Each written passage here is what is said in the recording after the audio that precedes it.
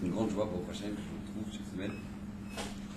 Vous savez que Parashat Hashavua, Parashat Ba'alotcha, Bezrat Hashem, Parashat Ba'alotcha, on passe de plusieurs événements. Commencer par Aaron à Cohen qui va recevoir l'ordonnance d'allumer les bougies de la menorah. D'accord? Il y avait une menorah au Beth Amikdash, au Mishkan, et là-bas il va recevoir l'ordonnance d'allumer ces bougies-là chaque jour. Alors, la Torah commence, la paracha commence, Vedaber Hashem el Moshe lemor. Daber el Aaron va marta ela, ba'alotra et anerot, el mul pene amenorah, yiru shevat anerot, etc. Donc il explique, et Asken Aaron, il a fait exactement ça.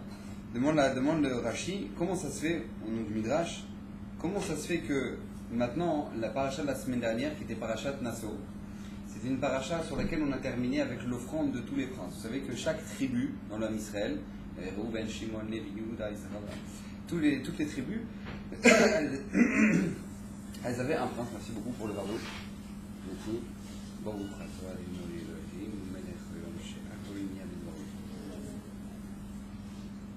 Vous savez que chaque tribu, elle avait un prince qui le représentait, et chaque prince de chaque tribu, ils ont décidé d'offrir un cadeau spécial à Kadosh Baruch Hu pour l'inauguration du Mishkan.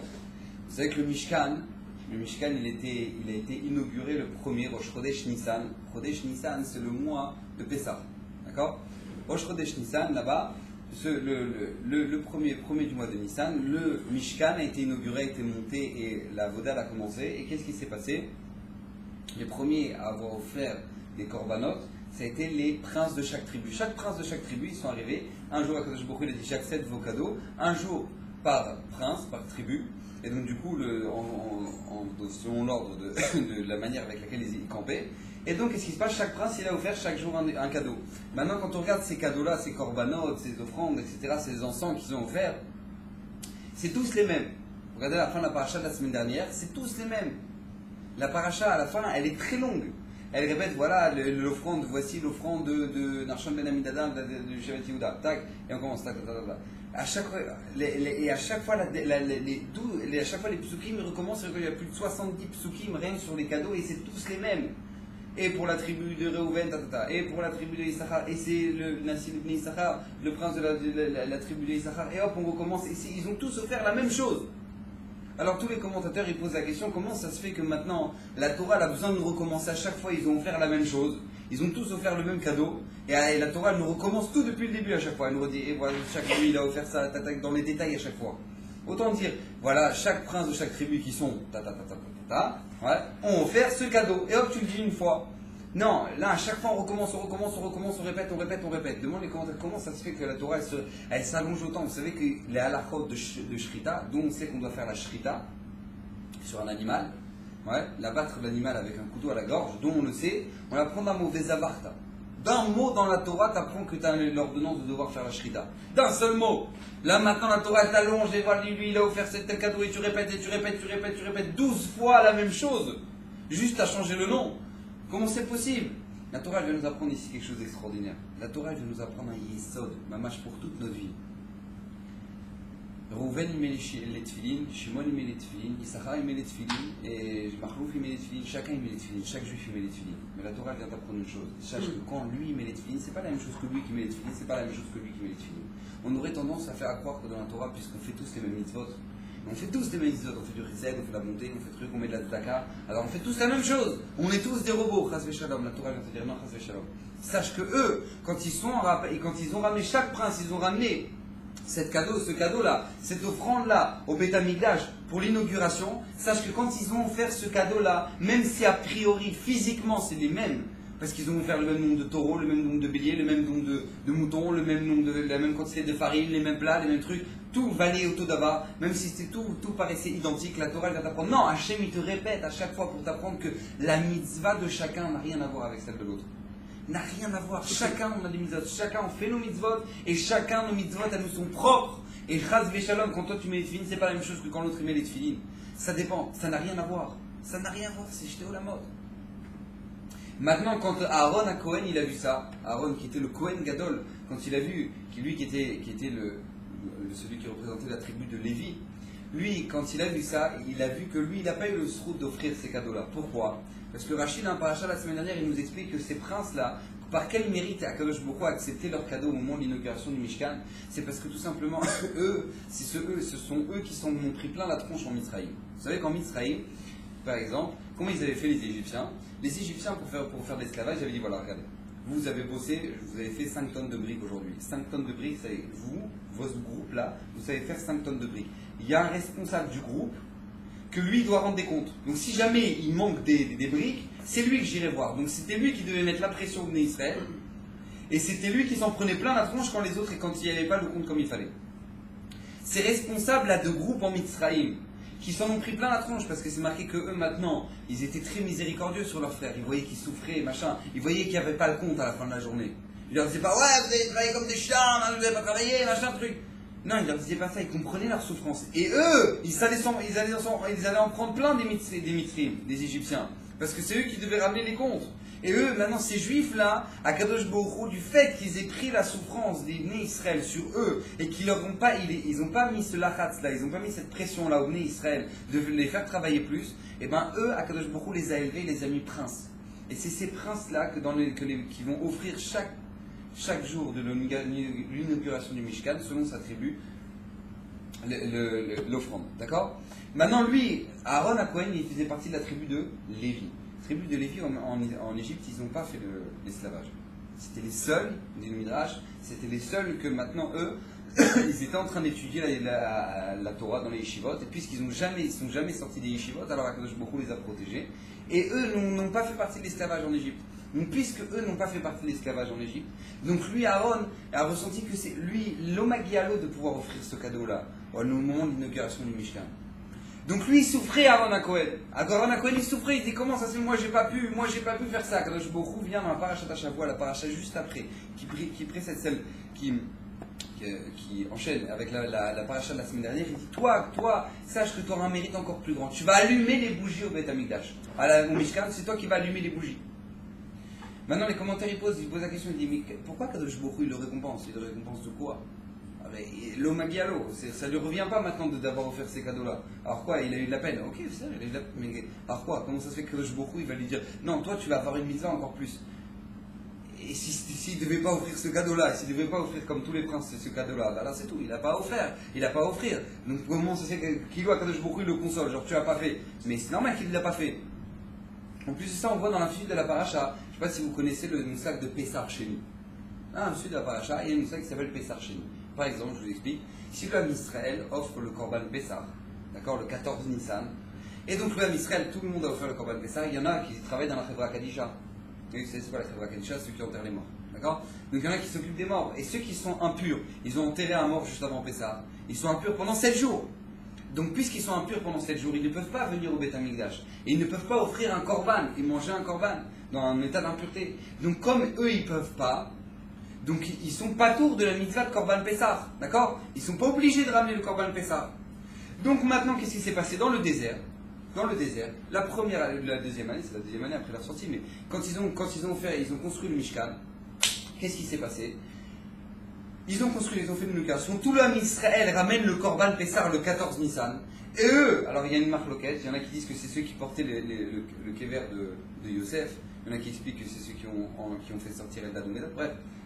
Nadav Avihu, bref, il y en a qui étaient impurs d'avoir touché des morts, qui ont enterré des morts, ou qui portaient des morts. Donc eux, ils sont arrivés vers Moshe Rabbeinu, ils ont dit Moshe, comment ça se fait? Là c'est le Korban Pessah, on est le 14 Nissan, c'est le Korban Pessah, et moi maintenant, nous on s'est occupé des morts, donc puisqu'on s'est occupé des morts, on n'a pas pu offrir le Korban Pessah.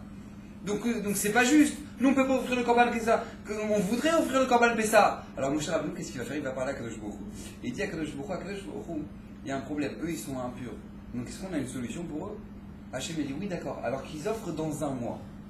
C'est le mois d'après, d'accord? Nissan Iyar Siva, le mois du Iyar, le 14 Iyar, c'est Korban Pessah Sheni, ce qu'on appelle Pessah Sheni. Pour tous ceux qui étaient impurs et qui ne pouvaient pas être purs au moment d'offrir le premier Korban Pessah, et bien eux ils l'offraient le mois d'après, à la même date, le 14, le mois d'après.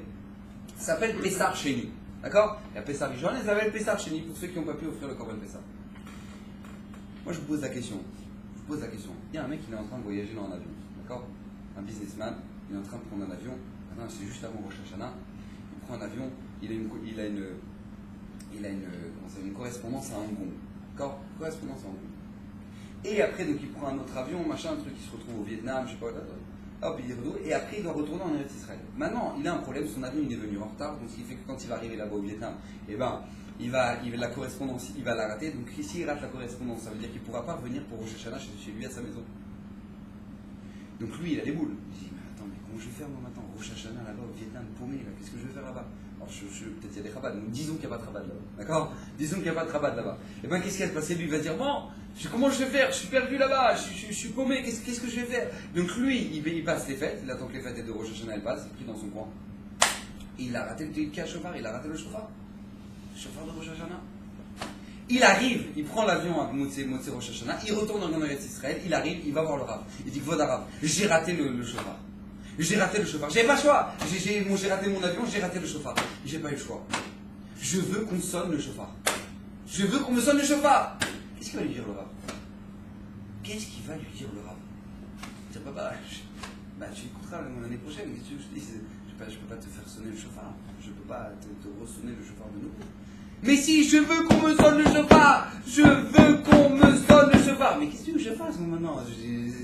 Je peux rien faire. C'est marqué dans le Shulchan Aruch qu'on doit sonner le chauffard à tel jour, machin. À Rosh Hashanah, on ne peut pas sonner autre chose. Si tu veux que je te sonne le chauffard, mais c'est pas la mitzvah. Qu'est-ce que je te dis? C'est de la trompette, quoi. Là, on voit les bénis Israël, ils arrivent dans le désert. Il y en a qui sont impurs. Et la Torah nous dit, Lama Nigara. Ouais, j'ai perdu le truc.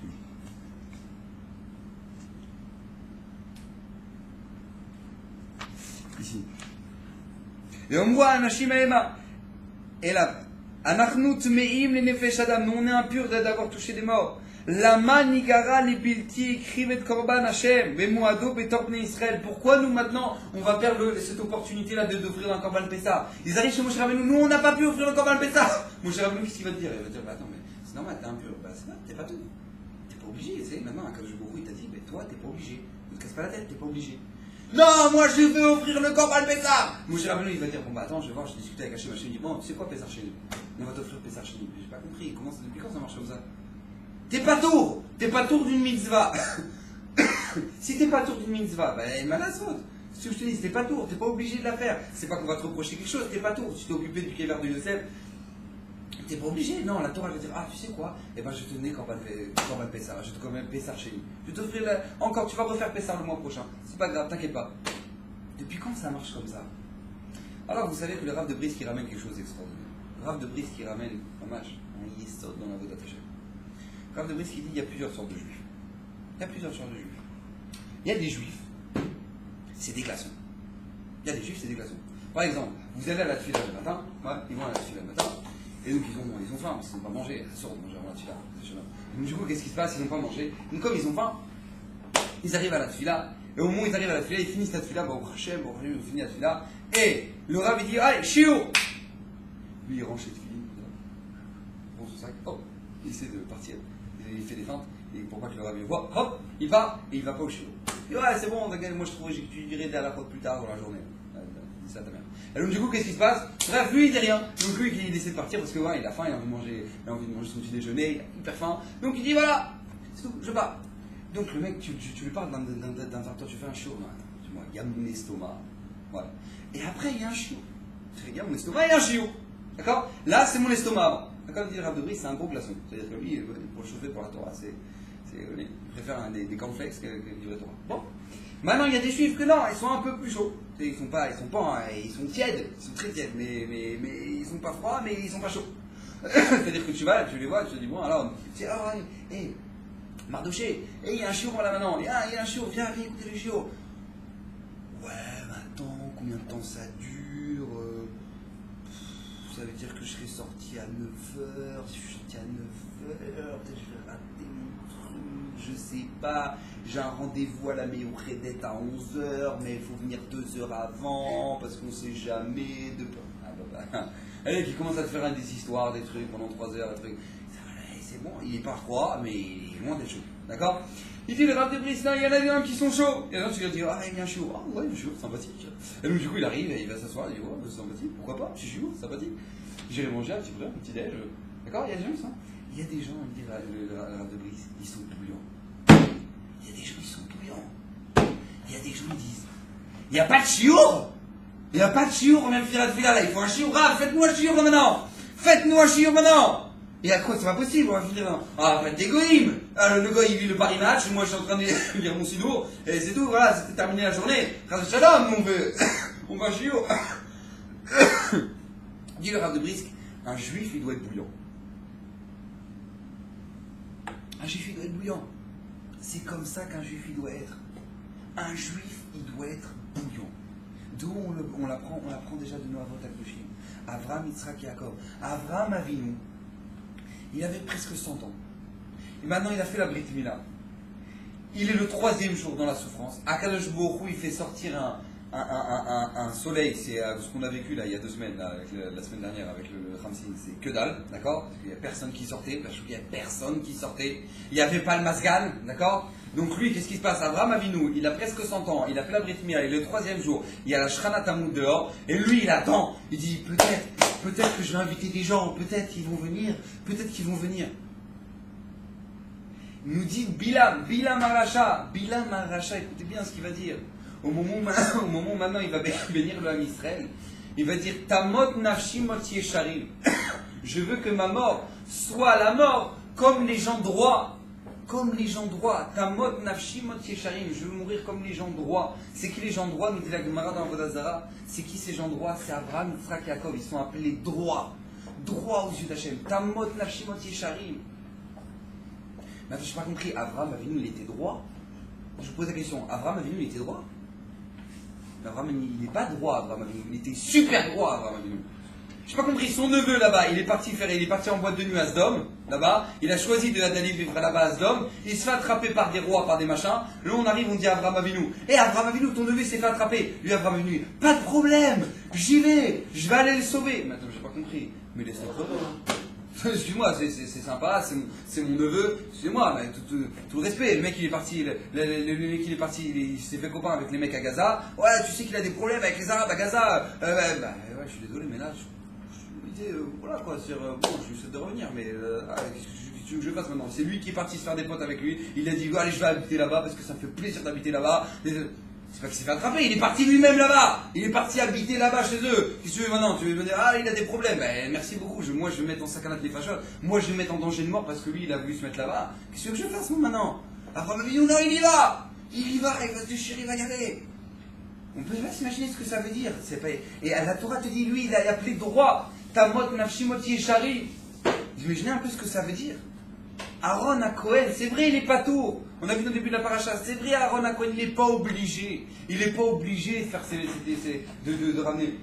Il n'a même pas eu l'ordonnance de devoir ramener ses. Il n'a pas ressenti même cette obligation de devoir ramener ses offrandes là pour l'inauguration du Mishkan. Mais quoi? Mais ça lui fait mal. J'aurais voulu le faire moi. C'est vrai, je peux pas le faire parce que j'étais pas prince de chaque tribu, machin truc, de tribu. Mais qu'est-ce qui passe ça quoi? J'aimerais le faire. J'aimerais le faire. Je souffre de ne pas avoir fait cette mitzvah. Je souffre de ne pas l'avoir fait. Vous imaginez que le Gaon de Vilna, il s'est fait attraper, il a été mis en prison. Il a été mis en prison à veille de la fête de Sukkot. En prison, au moment où la nuit elle commence à tomber, il a commencé à marcher dans la cellule. Il marchait dans la cellule comme ça, il marchait. Il est fou. Alors, en fait, on a attrapé un fou, un malade mental. Pourquoi il a arrêté pas de marcher? Parce que le Gaon de Vilna ne voulait pas dormir, ne serait-ce qu'une seconde en dehors de la soukha. Donc comme il ne voulait pas ne pas dormir en dehors de la soukha, donc il marchait. Il ne voulait pas s'endormir. Donc il marchait pour ne pas s'endormir. Vous imaginez un peu le niveau? Il n'y a pas quelqu'un qui est plus exempté de la mitzvah de soukha que le Gaon de Vilna qui a été mis en prison. Ouais, vous êtes tous d'accord avec moi? Lui dit non. Il dit je veux pas. Ah oui c'est vrai je suis pas trop, mais je veux pas. C'est pas possible. Je ne peux pas dormir en dehors de la soukha. Ils ont dit il est fou, sortez-le. Il est parti, il s'est mis dans la soukha, il a dormi. Parce que c'était pas possible pour lui. C'est pas possible. Il faut être bouillant. C'est pas possible pour moi. On me dit je suis pas tour de faire une mitzvah, mais ça me fait mal. Quoi, je suis pas obligé de faire cette mitzvah là. J'ai pas l'obligation de le faire, mais je souffre. Je veux la faire moi cette mitzvah. Je veux la faire. On me dit de pas le faire, mais je souffre de pas le faire. Vous imaginez le voisin il arrive. Là, vous voyez la voisine. La voisine elle sort avec ses 2 jumeaux, avec la poussette. Ouais, la poussette, elle rentre pas dans l'ascenseur, il faut descendre les escaliers. Elle voit un beau jeune homme. Elle dit, ah, tu pourrais m'aider? Oh oui, j'arrive tout de suite. Comment tu le ressens? Je dis, ah bah, oh, Hachem, que j'étais là, j'ai pu l'aider. Ah, je t'ai pas rabouré, voilà, grâce à Dieu, grâce à Dieu. Et tu dis, purée, pourquoi je suis sorti maintenant sur la tête des canards? Dans 10 minutes, je dois partir, dans 10 minutes, j'ai un rendez-vous. Il n'y a personne d'autre, votre mari il n'est pas là. Non, bon, bah alors très bien, bah alors je vais le faire, il n'y a pas de problème. Je vais le faire. Comment tu vas aborder la mitzvah? Parce que la mitzvah, tu ne fais pas, je t'ai pas rapporté, j'ai une mitzvah à faire. Oh, c'est extraordinaire. Non, c'est. Vous êtes sûr que vous voulez partir maintenant? Ouais. Peut-être vous partez plus tard. Je sais pas, peut-être je viens vous aider après. Ouais. Non, comment tu vas faire cette mitzvah? Comment tu vas faire ces juifs-là dont on parle dans la paracha, qui ont fait Pessar chez nous, qui demandaient Pessar chez nous, pour eux c'était pas Chayar. Ah, ok, c'est d'accord, on a porté Yosef, on a porté le haron de Yosef, alors on n'est pas tour de faire la mitzvah de Korban Pessar. Ok. Mais c'est pas possible pour nous de ne pas faire cette mitzvah, c'est impossible. Je vous pose la question, vous rentrez chez vous le soir, là. Maintenant il n'y a rien dans le frigo. Bon, vous n'êtes pas encore papa et maman. Donc, mais il n'y a pas dans le frigo. Qu'est-ce que vous allez faire? Bah, je ne mange pas ce soir. Vous allez faire ça? Bah, je ne mange pas ce soir, je mangerai demain. Je mangerai demain. Ou non, tu vas dire, attends, bah, c'est pas, je commande une pizza, je commande un truc, un chouchini, un truc, voilà. Ou tu commandes quelque chose. Qu'est-ce que tu vas faire? Est-ce que tu vas dire, non, bon, il n'y a rien, bah, c'est pas grave, demain. Bah, dès que non. Toi, t'as faim, tu vas déchirer, tu vas descendre à ma collègue, tu vas t'acheter un peu de mousse, tu vas t'acheter du pain, tu vas faire quelque chose, c'est pas possible, tu peux pas rester sans manger. Pour eux, c'était la même chose. C'est pas possible, ok, d'accord, il n'y a pas. Je suis pas tour de faire la mise, je suis pas obligé, ok, je suis pas obligé. Mais je veux la faire. Il voulait tellement la faire que Moshe Rabbeinu, il a vu ça, il a dit à Kadosh Borou, qu'est-ce qu'on peut faire avec ces gens-là? Il y a une possibilité, on peut les aider, Moshe Rabbeinu, il fait bien sûr, pas de problème. Pas de problème. Qu'est-ce qu'on va leur faire? On va leur donner Pessar Sheni. La Gemara dans Brachot, c'est bien. La Gemara dans Brachot, elle nous dit quelle est la différence? Écoutez bien. Amar Rabbi Yochanan, Mishum Rabbi Yehuda, Rabbi Ilai. Bou uree shelo kedorot harishonot dorot harishonot dorot acharonot. Elle regardez la différence qui existe entre les premières générations et nos générations. Déjà la Gemara elle parle. Ouais, d'accord, je vous explique, c'est Rabbi Yochanan qui parle. D'accord? Regardez la différence qu'il y avait entre les premières générations et notre génération. Dorot harishonim ayumach nisim perotehem derer traxmon kedelechayvan bemaaser. Qu'est-ce qui se passe? Vous savez que dans la Torah, Mina Torah, on est obligé de. Quelqu'un qui a récolté, je parle de la Torah, mais les Rabbanan c'est peut-être différent. Les Chachamim après ils ont fait des exortes. Mais de la Torah, on a une obligation de. Par exemple, quelqu'un il a rassemblé tous ses fruits, il y a une obligation de devoir rentrer, de prélever le maaser de ses fruits seulement si les fruits sont entrés par l'entrée de la maison. S'ils sont entrés par derrière, ouais, et ben non, il faut qu'ils aient vu le Petach Habayit, ils aient vu l'entrée de la maison. D'accord? Donc qu'est-ce qui s'est passé? La Torah nous dit une chose. Regarde les premières générations. Qu'est-ce qu'ils faisaient les premières générations? Les premières générations, eux, ils faisaient rentrer leur maaser, exprès, leurs fruits, ils les faisaient rentrer par l'entrée pour être obligés de prélever le maaser. Donc ça nous dit. Aval dorot acharonim. Mais qu'est-ce qu'ils faisaient les dernières générations? Machnisin peroten derrière gagot. Ils faisaient un trou dans le toit, ils faisaient rentrer leurs fruits par là-bas pour ne pas avoir l'obligation de devoir prélever le maaser. Pour ne pas avoir donné des fruits aux Lévis, etc. Qu'est-ce qui se passe de la Torah? Eh bien, qu'est-ce qui va se passer? Eux, ils faisaient rentrer, ils trouvaient des fentes, ils faisaient rentrer par la fenêtre, par derrière, machin, pour pas que ça rentre par l'entrée de la maison. Pour vous donner un petit exemple, ouais, pour vous actualiser un peu le cas. Vous gagnez un peu d'argent, travaillez, je sais pas, vous gagnez un peu d'argent. Maintenant, vous gagnez un peu d'argent, on doit prélever le maaser. D'accord? On a une obligation, on a gagné 100 shekels, on doit prélever 10 shekels pour le maaser. 200, enfin 300, okay, c'est le dixième. Compliqué. Et donc, du coup, qu'est-ce qui se passe? On doit prélever le maaser. Maintenant, c'est bien. Il y a des gens qui disent, je dois prélever le maaser. Attends, je prélever le maaser. C'est pas chaud pour eux. Il n'y a pas de question ou un truc. Il y a des gens qui disent, Fodarav, je voudrais vous poser une question. Moi, je prélève mon maaser, mais la grand-mère de ma tata, de ma grand-tante, n'a pas des cornflakes à manger chez elle. Et peut-être que si jamais moi je prélève le maaser, alors peut-être que machin. J'ai pas compris, c'est quoi ces questions? On te demande de prélever le maaser. Prélève le maaser. Oui, mais attends, alors je vous explique grave. Alors vous savez que c'est déductible, il y a les impôts. Si jamais on paye les impôts et en plus on paye l'arna, donc déjà tu déduis de ton salaire les impôts et l'arna. Et puisque tu as déduit de ton salaire les impôts et l'arna, donc du coup tu prélèves que le maaser sur ce qui te reste. Donc en gros, c'est pour ton pain quoi. Pour acheter un morceau de pain, en fait, tu prélèves le maaser. Comment tu abordes la mitzvah? Est-ce que la mitzvah, tu dis, j'ai une mitzvah de prélever le maaser. Hachem, il m'a donné une parnassah, je t'abach à voilà, tout ce qu'il me demande, c'est que je pense à lui. Donc qu'est-ce qui s'est passé? Eh ben, je prélève le maaser. Et des gens, ils vont chercher les combines et les trucs, et les machins, les trucs. Eh, pourquoi les traloued? Pourquoi les traloued?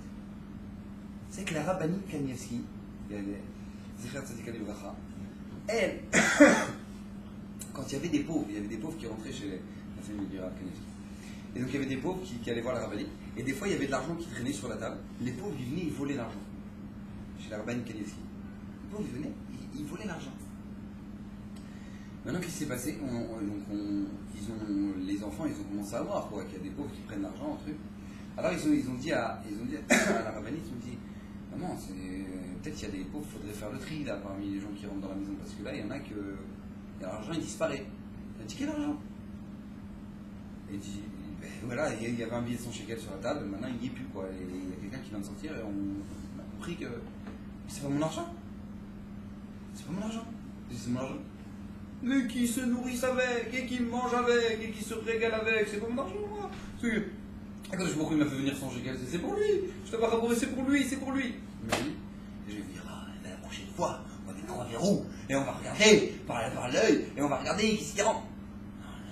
C'est pas mon argent. C'est mon argent. C'est pas mon argent. C'est pas mon argent. S'il a pris, c'est pas mon argent. J'imagine un peu comment réfléchir.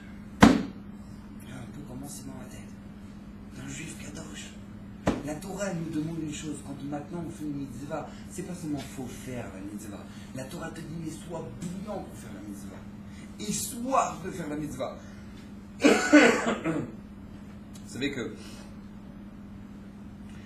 le Rav Pinkus, il nous dit quelque chose d'extraordinaire. Il nous dit, si la Torah dans la Parashat Shavua nous apprend cette notion-là, que eux, ils ont voulu venir faire le Korban Pessah, et ils n'ont pas pu faire le Korban Pessah. Et donc, Akadosh Baruch Hu leur dit, le mois prochain, vous ferez le Korban Pessah, Pessah Sheni. Rav Pinkus, il dit, ça, c'est un klal pour toute la Torah. Sachez, ça, c'est une règle générale pour toute la Torah. Akadosh Baruch Hu, si une personne va rater une mitzvah, Akadosh Baruch Hu va lui donner l'opportunité de pouvoir faire cette mitzvah, ou de pouvoir à nouveau gagner cette mitzvah, de pouvoir récupérer cette mitzvah qu'il a ratée. Quelqu'un qui n'a pas pu étudier la Torah, il a grandi là-bas en France, à Quimper, jeté là-bas, à 20 ans il a appris qu'il y avait l'alphabet bête et pas le ABCD. Et il a commencé à étudier, il a commencé à se rendre compte de la Torah, il a commencé à... Et qu'il a soif de Torah, Akadosh Baruch Hu, il va lui donner Pessah chez nous. Hachem, il va lui donner une possibilité maintenant de pouvoir refaire ta vie. Tu vas pouvoir refaire ta vie. Tu vas pouvoir refaire ta vie. Vous connaissez tous, je ne sais pas si vous connaissez l'histoire, il y avait un grand sadique qui s'appelait Rabbi Eliezer ben Hurkonus. Rabbi Eliezer ben Hurkonus, pour vous donner une notion, il y avait Rabbi Shimon Bar Yochai. Vous connaissez Rabbi Shimon Bar Yochai, vous avez entendu l'histoire sur Rabbi Shimon Bar Yochai, l'Akba Omer, d'accord? Rabbi Shimon Bar Yochai. Le maître de Rabbi Shimon Bar Yochai, il s'appelait Rabbi Akiva. Un des maîtres de Rabbi Shimon Bar Yochai. Il s'appelait Rabbi Akiva. Rabbi Akiva, au moment où Moshe Rabbeinu il est monté au Har Sinaï, Hachem il a vu qu'il faisait des petits. Moshe Rabbeinu il a vu qu'Hachem faisait des petites couronnes sur les lettres du Sefer Torah. Il a dit pourquoi, c'est quoi ces lettres-là? Il a dit parce que viendra un jour un homme qui va savoir tirer des halachot de ces lettres-là. Il a dit ah bon, c'est qui? Je suis ragage celui-là. C'est qui? Eh bien il va s'appeler Rabbi Akiva. Rabbi Akiva, mais pourquoi tu me donnes la Torah à moi? Il dit Moshe, pourquoi tu me donnes la Torah à moi? Il faut la donner à cet homme-là, c'est un malard. Il va tirer des halachot de ces couronnes-là. Mais c'est incroyable. C'est incroyable. Donc, vous imaginez un peu ce que c'est que Rabbi Akiva. Le maître de Rabbi Akiva, il s'appelait Rabbi Eliezer ben Hurkonus. D'accord? Rabbi Eliezer ben Hurkonus. Rabbi Eliezer ben Hurkonus, pour vous donner une notion, Rabbi Akiva, au moment où Rabbi Eliezer ben Hurkonus, il a dit je suis comme un chien qui a bu une gorgée. On ne dit pas une gorgée, qui a, je sais pas, une lapée, en français, pour un chien, qui est de la mer par rapport à l'océan de mon maître. Et Rabbi Akiva, il a dit ça sur son maître. D'accord? Je suis comme un chien qui n'a bu qu'une gorgée de l'océan face à la Torah de mon maître, Rabbi Eliezer ben Hurkonus. Rabbi Akiva, il ne pouvait pas étudier la Torah de Rabbi Eliezer ben Hurkonus parce qu'il n'était pas au niveau. Il a dû passer dans une autre yeshiva et après rentrer dans les yeshiva de Rabbi Eliezer ben Hurkonus parce qu'il ne comprenait pas ce qu'il disait. On peut s'imaginer un peu le niveau, la daka de Rabbi Eliezer ben Hurkonus. Rabbi Eliezer ben Hurkonus, à l'âge de 20 ans, Jusqu'à l'âge de 20 ans, il ne savait rien, walou à la Torah. Son père, c'était Orkenos, c'était un milliardaire, un homme très riche. Il avait plein de terrains. Et donc, qu'est-ce qu'il avait décidé? Il avait décidé que chacun de ses fils allait devenir responsable sur chaque part des terrains. Et donc lui, Eliezer, ce jeune Eliezer là, il pleurait. Il était en train de faire la kharacha, il travaillait, il bossait dans le champ, etc. Il s'occupait des terrains de son père. Et il pleurait. Son père, il le voit un jour, il dit: mais qu'est-ce qu'il y a, mon fils, t'es dépressif ou quoi? Qu'est-ce qui t'arrive là maintenant? Tu as un psy? Qu'est-ce qui t'arrive? Il dit: non, c'est rien, papa. Il dit: quoi? C'est ton champ qui va pas? Je t'ai donné un champ qui te plaît pas, Magara. Il dit: je te donne un autre champ. Donc il a donné un autre champ. Et il voyait, il continuait à pleurer. Il dit: mais qu'est-ce que t'as? Pourquoi t'as pleuré comme ça? Magara, il parle. Dis-moi! Il dit: papa, je t'ai expliqué, j'ai envie d'étudier la Torah. J'ai envie d'étudier la Torah. Et je pleure parce que j'ai envie de savoir la Torah. À ce moment-là, son père il dit ça, il dit: attends, fils, fiston, t'as 20 ans. Ouais, 20 ans, c'est peut-être un peu tard pour rentrer à l'Yeshiva. Ouais, en général, le Cheder, on rentre à 5 ans. D'accord? Qui t'allève, c'est 5 ans. Donc là, maintenant, c'est un petit peu tard pour te réveiller. Mais tu sais quoi? Je te propose, marie-toi et envoie tes enfants au Talmud Torah. Et lui, il dit: bah, mon père, il comprend que dalle. Donc qu'est-ce qui se passe? Donc il commence à pleurer, il continue à pleurer. À ce moment-là, qu'est-ce qui se passe? Un jour, il décide de partir et il part. Non, il reçoit il pleure tellement que Eliaou Hanavi se dévoile à lui. Elle est belle l'histoire. Eliaou Hanavi se dévoile à lui, il dit: pourquoi tu pleures? Il dit: parce que tout simplement, je vais étudier la Torah. Il dit: bah, j'ai une adresse. Va à l'Yeshiva de Rabbi Yochanan ben Zakkai.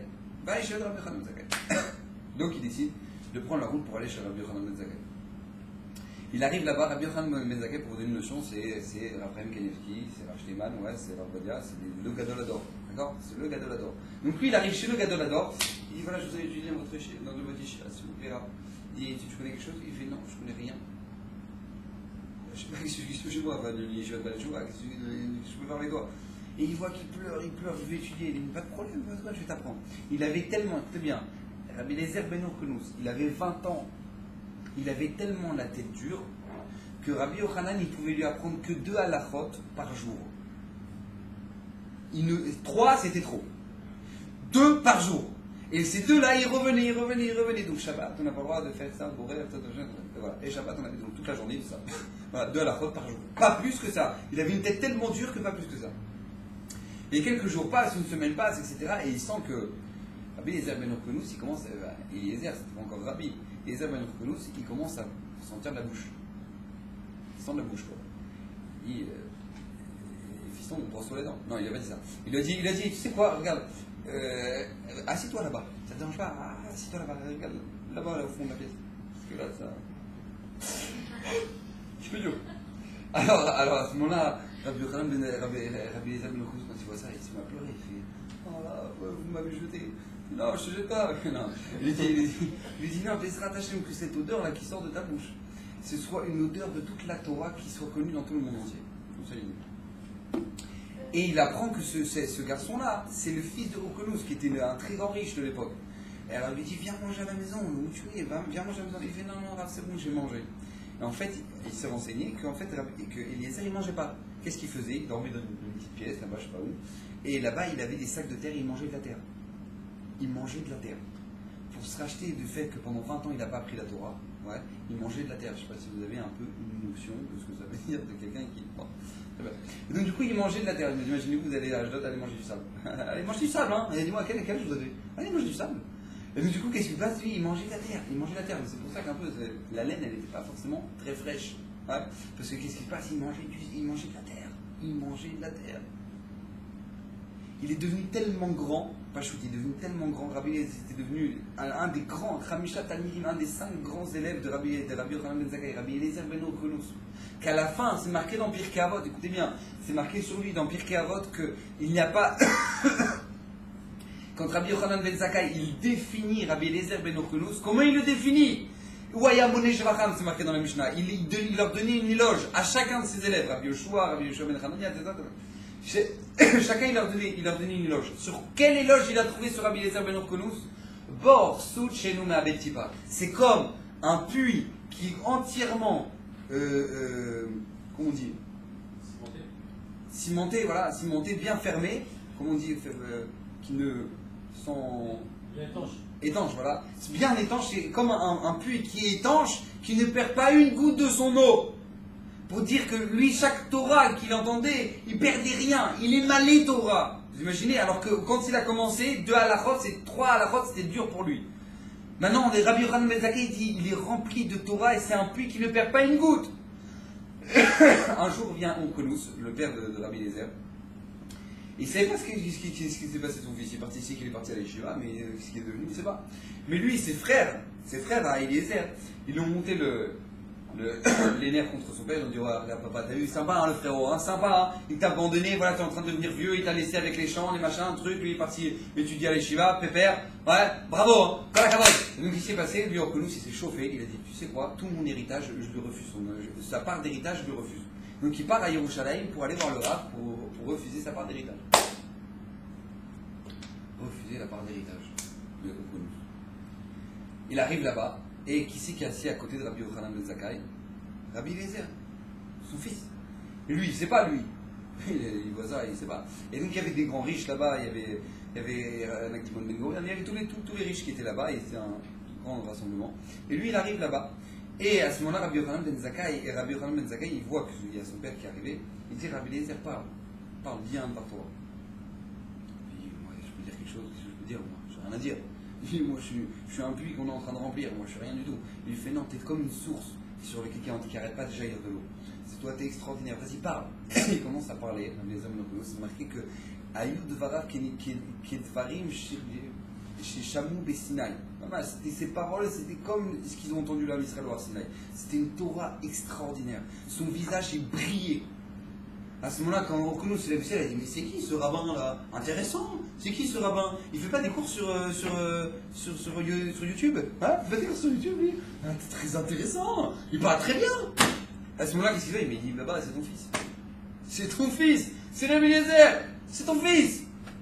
Incroyable. J'en reviens pas. Bah, tu sais quoi? Tous les autres, ils ont rien. C'est plutôt raton. Ça, c'est fini l'histoire.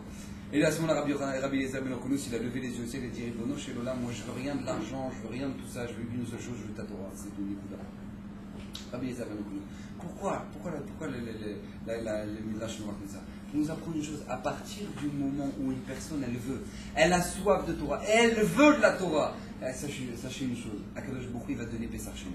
Akadosh Baruch Hu, il va te donner Pessar Sheni, il va te donner une autre opportunité.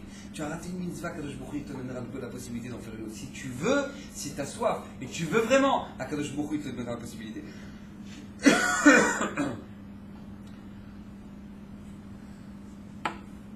Alors on doit juste essayer de comprendre comment ça se fait que maintenant on ne sent pas ça chez nous. Comment ça se fait que nous on ne sent pas cette soif là, cet acharnement pour la Torah? Pourquoi on ne sent pas ça? Cette âme là comme ça pour la Torah, on a envie. Pourquoi on ne sent pas ça? Alors vous savez qu'il y a un passouk de Shlomo Ameler, qui était l'homme le plus chacham de toute la terre entière, qui était le fils de David Ameler. Il dit dans Tehillim quelque chose d'extraordinaire.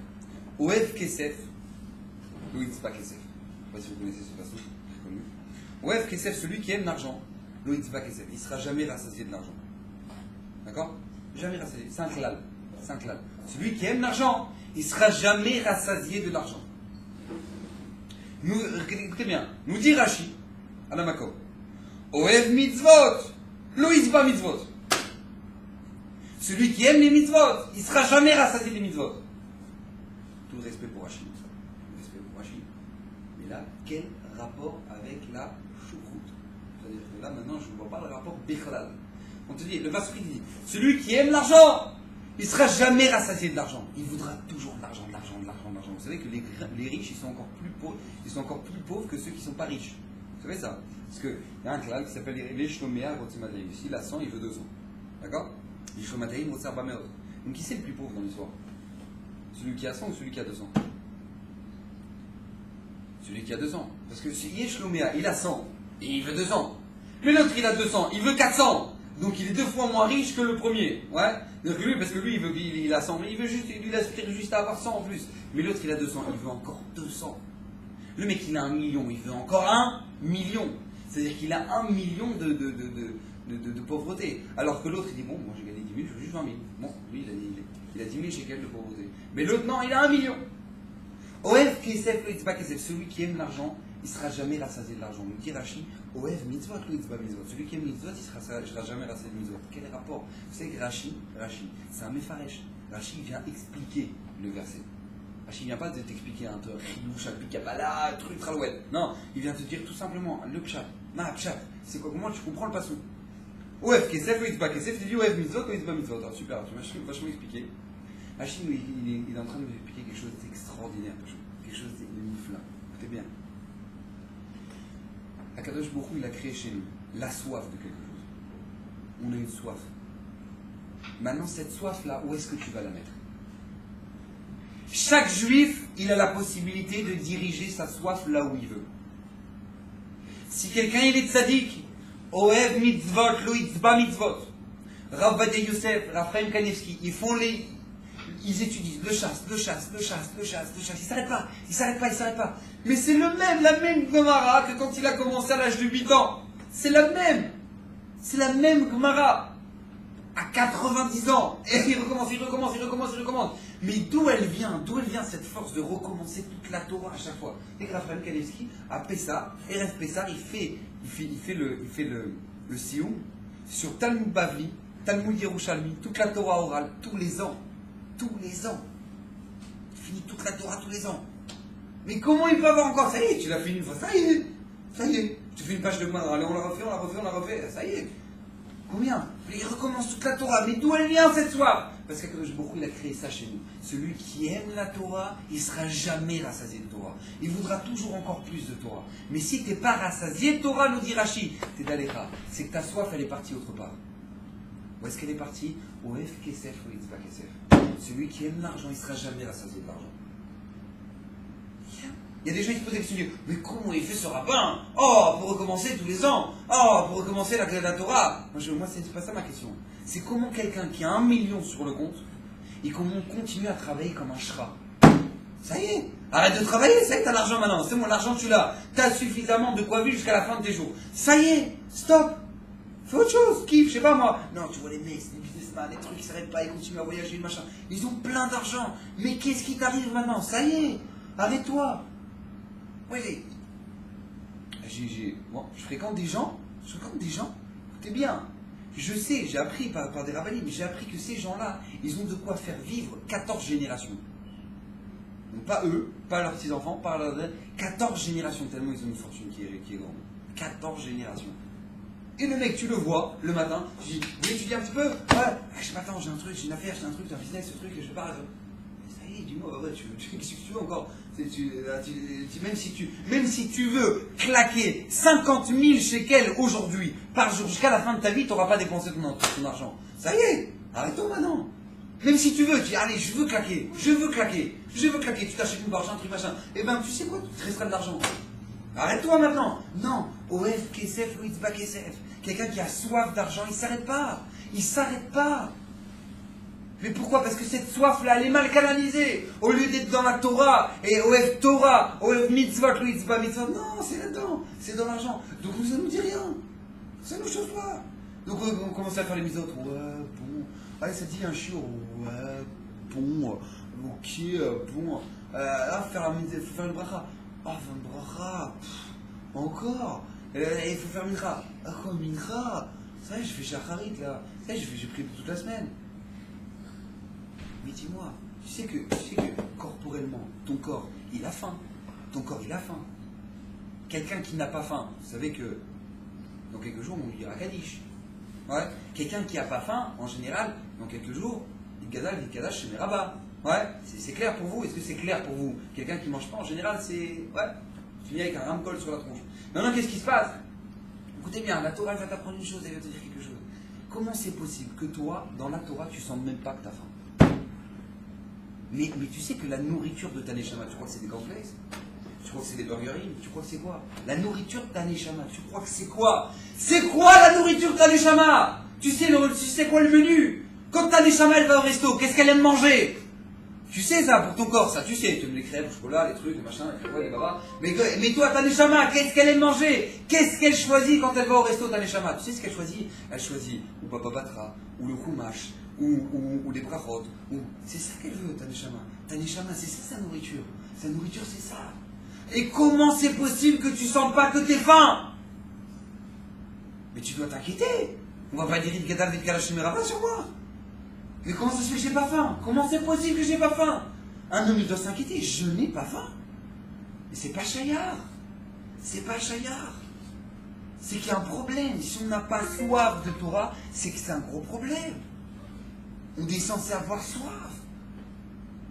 Rabbi Shimon Bar Yochai dit, vous savez qu'il y a un midrash extraordinaire au nom de Rabbi Shimon Bar Yochai. La Torah, Rabbi Shimon Bar Yochai nous raconte que, enfin le midrash nous raconte au nom de Rabbi Shimon Bar Yochai qu'une fois il y a un couple qui n'avait pas d'enfant. Il y avait un couple, ils n'avaient pas d'enfant. Et ils ne savaient pas quoi faire. 10 années passent, et en général après 10 ans, donc, il y en a qui divorcent de leur femme. Pour dire voilà, on n'a pas eu d'enfant, c'est là, donc on va essayer chacun de faire notre vie à part, c'est notre mazal qui n'a pas d'enfant. Les attachés, on va essayer de faire notre vie chacun de notre côté, et les attachés, on aura des enfants.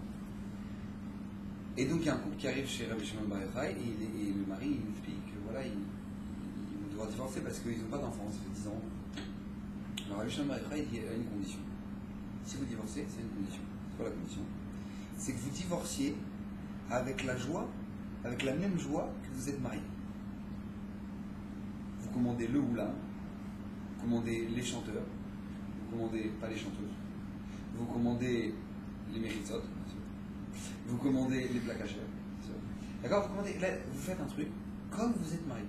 Ah bon, c'est marié en boîte? Non, carrément. Et donc du coup, qu'est-ce qui se passe? Lui, Rabbi Shimon Bar Yochai, il leur dit, vous séparez comme vous êtes mariés.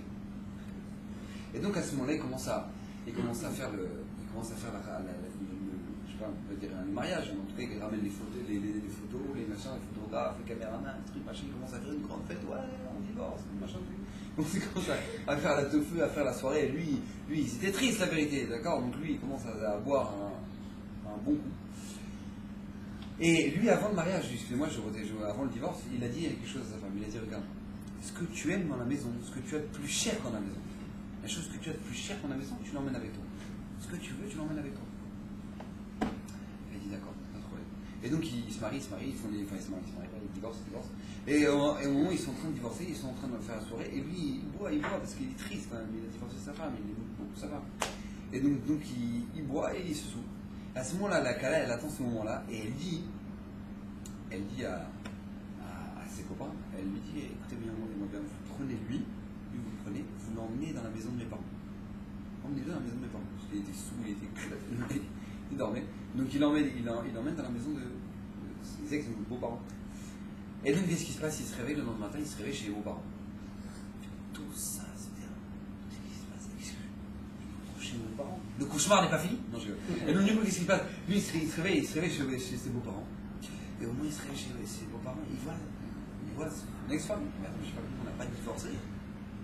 Divorcé hier soir, non? Il dit oui, mais j'ai un problème. Tu m'as dit de prendre la chose qui m'était le plus chère dans la maison. Et j'ai rien trouvé de plus cher que toi. J'ai rien trouvé. Ne pleurez pas. Mais j'ai rien trouvé de plus cher que toi. Et donc, du coup, je t'ai pris toi, et je t'ai ramené dans la maison. Ils sont partis voir Rabbi Shimon Bar Yochai, Rabbi Shimon Bar Yochai, les rattachés, mariez-vous, remariez-vous, les mitzvahs marzir au château, remariez-vous, et Bezrat Hashem, je prierai que vous ayez des enfants. 9 mois après, Brit Mila. Extraordinaire. Ils ont eu un enfant. Il dit le Midrash. C'est bien comment conclut le Midrash. Si déjà Kadosh Baruch Hu, pour des êtres de chair et de sang, Akadosh Baruch Hu leur envoie un enfant, finit par leur envoyer un enfant, tellement ils se désirent l'un l'autre et qu'ils ne veulent pas se séparer, Akadosh Baruch Hu finit par leur donner un enfant. Alors à la Chat Kama, combien le Ham Israël, s'ils ont soif d'avoir le rapport avec Hachem, d'être en Kesher avec Hachem, de revivre Hachem, de revivre avec Akadosh Baruch Hu, comme il y avait à l'époque du Beth Amikdash, alors Akadosh Baruch Hu ramènera le troisième Beth Amikdash. Comme ça nous dit Midrash. Ça dépend de quoi? Ça dépend de notre soif. Ça dépend de notre soif. Est-ce que maintenant, moi je vous dis la vérité, Mashiach va venir? Qu'est-ce que ça va vous faire maintenant? Mashiach va venir. Vous allez dire, alors quoi? Mais attends, mais moi, cet été, je pars Elat. Il va venir avant. Parce que j'en voulais, non, je l'ai commandé là, les trucs, les trucs, je l'ai commandé. C'est pas possible, j'ai déjà tout payé déjà à l'avance. Il va venir avant. Ça ne me dérange pas qu'il vienne après. Moi, c'est ça l'arrivée du Mashiach pour toi. C'est ça l'arrivée du Mashiach pour toi. Combien t'as soif de l'arrivée du Mashiach? Combien t'as soif de ça? Combien t'as soif de tes mitzvot? Combien t'as soif quand tu te lèves le matin? Tu te dis voilà, je vis pour ces mitzvot. Combien? Ou tu les subis? Donc à nous de réfléchir, Bezrat Hashem, qu'Hashem nous aide, qu'on puisse grandir, qu'on puisse, Bezrat Hashem, avoir soif de nos mitzvot, soif de notre Torah, qu'on puisse grandir en Torah, en Hirat Shavim.